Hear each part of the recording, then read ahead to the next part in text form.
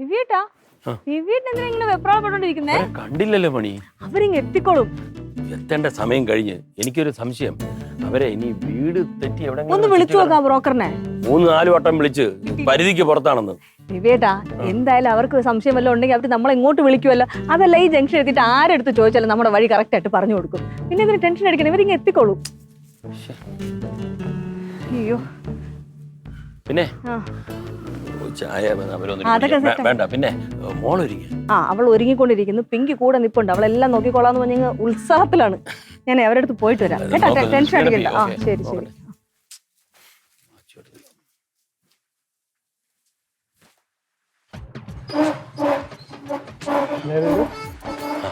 ഇതാണ് പെൺകൊച്ചിന്റെ വീട്.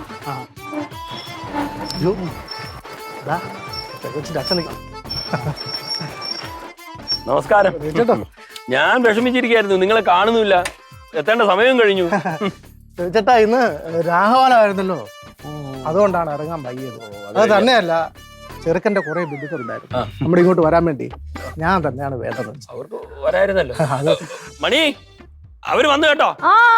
ഇതാണ് ചെറുക്കൻ, ജനാർദ്ദൻ. ജനാർദ്ദൻ സർക്കാർ ഉദ്യോഗസ്ഥനാണ്. എന്നാ ശാലം കാണാൻ കൂടി. അല്ല, ഈ പയറും മത്തങ്ങയൊക്കെ അത് പറഞ്ഞില്ലല്ലോ. ചെറുക്കൻ സർക്കാർ ഉദ്യോഗസ്ഥനാണെങ്കിലും നല്ലൊരു കർഷകൻ കൂടിയാ. ഇത് ഞാൻ തന്നെ വീട്ടിൽ കൃഷി ചെയ്തെടുത്ത പച്ചക്കറിയാ. ഇങ്ങോട്ട് വരല്ലേ, അപ്പൊ അമ്മ തന്നു വിട്ടോ നിങ്ങൾക്ക് തരാനായിട്ട്. മണിച്ചേച്ചി, ഇതങ്ങ് വാങ്ങിച്ചത് നല്ല പച്ചക്കറിയാ.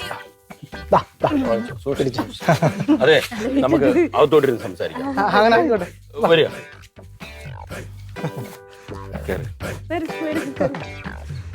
നാണിക്കുന്നു വേണ്ട, വന്നോളൂ.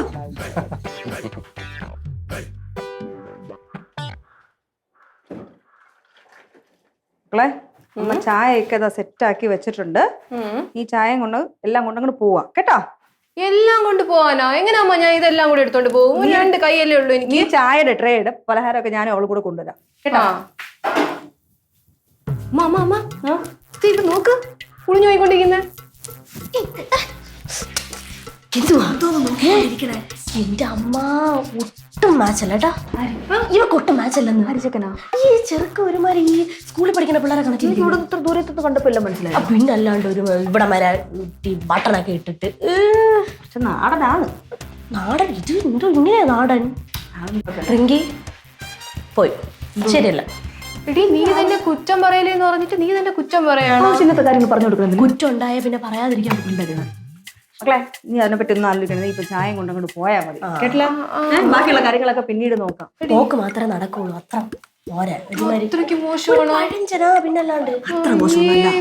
നീ അതിനെ പറ്റി ഒന്നും ആലോചിക്കണ്ട. ഇവിടെ അമ്മയും അച്ഛനൊക്കെ നിങ്ങളുടെയൊക്കെ ഇഷ്ടം നോക്കിയിട്ട കാര്യങ്ങൾ നടത്തുള്ളൂ എന്ന് ഉറപ്പുണ്ടല്ലോ. ഇതിപ്പോ തൽക്കാലം പെണ്ണ് കാണൽ മാത്രമാണ്. നീ കൊണ്ട് ഈ ചായ കൊടുക്കുക, ചെക്കനെ കാണുക, തിരിച്ചു വരിക. ബാക്കിയൊക്കെ പിന്നീടല്ലേ ആലോചിക്കുള്ളൂ. ഞാനേ മോന്റെ പേര് വിട്ടുപോയി. എന്തായിരുന്നു? ജനാർദ്ദനൻ. ജനാർദ്ദൻ. എല്ലാരും ജനു എന്ന് വിളിക്കും.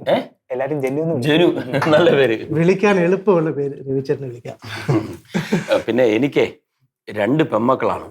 മൂത്തത് റിങ്കി മോളും, അവൾക്കാണ് ഇപ്പൊ ആലോചന വന്നത്. രണ്ടാമത്തെ പിങ്കി മോളും.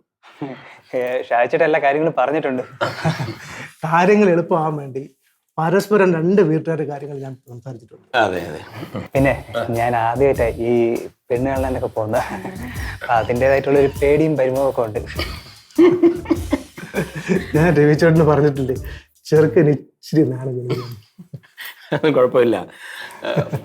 മോളെ, ചായ എടുത്തോ? മണി അതായിരുന്നു. നീ ഫ്രണ്ടിൽ പോണ്ട, നീ ബാക്കിലില്ല. നീ ആദ്യം പോ.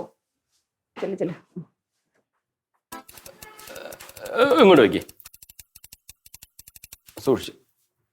മോളെ,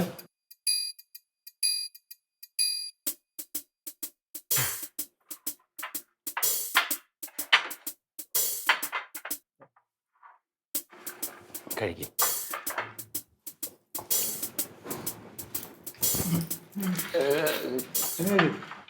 കഴിച്ചു ചേച്ചി. ഇതാ നമ്മുടെ. മനസ്സിലായല്ലോ. എന്തെങ്കിലും ചായ കുടിക്കും? കുടിക്കാം.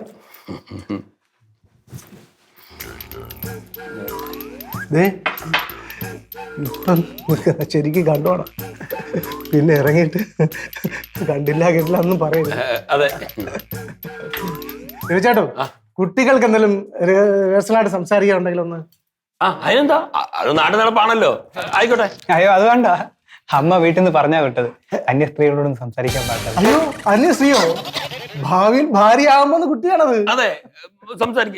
ഒരു കാര്യം ചെയ്യാം, നമുക്ക് അങ്ങോട്ട് മാറി. അല്ലെങ്കിലേ മോളെ നിങ്ങൾ അങ്ങോട്ട് ഇരുന്ന് സംസാരിച്ചോ. അത് പുറത്തോട്ട് അവർ പുറത്തോട്ടിരിക്കട്ടെ. മോളെ ചെല്ല്. ചെല്ലു സംസാരിച്ചിട്ട് മോളെ പരിചയപ്പെട്ടോ. സംസാരിച്ചിട്ട് ചെല്ലു. അതെ, എന്നാ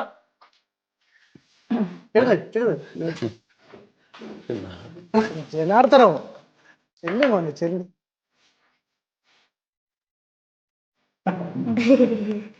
നാണക്കാരനാ. നാണക്കാരനാ. ചെറുതായിട്ടോ? ചെറുതായിട്ട് ചിരി. തോന്നി.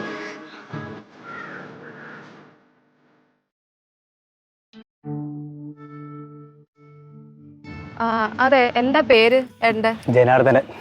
എല്ലാരും ജനു എന്ന് വിളിക്കും.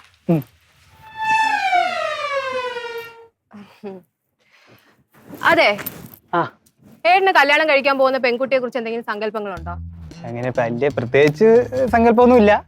എന്നെ നന്നായിട്ട് നോക്കണം, എനിക്ക് വച്ച് വിളമ്പി തരണം, പിന്നെ എന്റെ കൃഷിയും കാര്യങ്ങളൊക്കെ കൂടെ നിന്ന് നോക്കണം, പിന്നെ അതിലെല്ലാം ഉപരി എന്റെ അമ്മയെ പൊന്നു പോലെ നോക്കണം.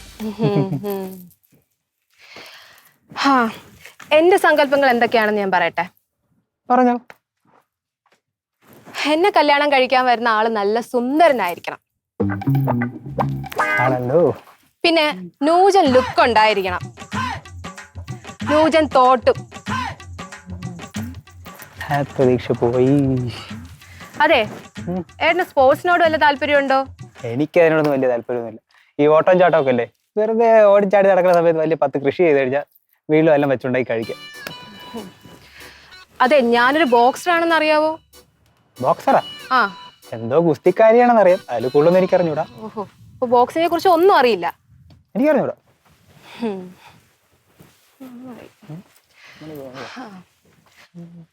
ഏട്ടാ, എന്താ? ഏട്ടൻ എന്നെ ഇഷ്ടമായ? ഇഷ്ടായല്ലേ? എന്നാ ഞാൻ ഒരു കാര്യം പറയട്ടെ. എന്നെ ഇഷ്ടമായിരുന്നില്ലേ? ഞാൻ പറയണോണ്ട് ഒന്നും തോന്നരുത്. എന്റെ സങ്കല്പത്തിലുള്ള ഒരാളല്ല ഏട്ടൻ.